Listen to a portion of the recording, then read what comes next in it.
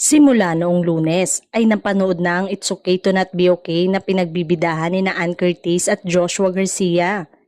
Ginampanan ng aktor ang karakter ni Patrick sa ginawa ni Kim So-yoon sa original na version ng naturang Korean drama. Magkahalong emosyon ang naramdaman ni Joshua dahil sa pagkakapili sa kanya para sa bagong proyekto. Aminado ang aktor na talagang nahirapan sa trabaho dahil sa hinihinging emosyon sa kanya ng direktor ng serye.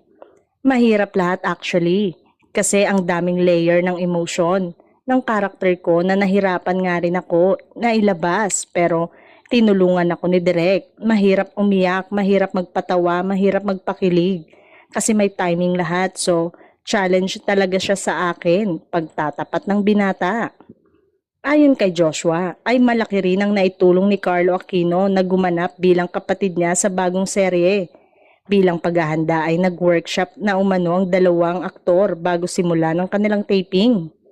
Nagkaroon sila ng one-on-one at yun yung malaking nakatulong sa amin ni Kuya Carlo.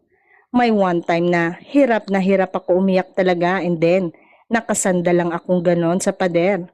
Wala akong pinapakinggan, bigla siyang yumakap sa likod ko. Hindi ko nakita na siya yon.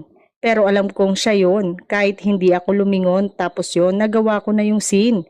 Nakangiting kwento ng aktor.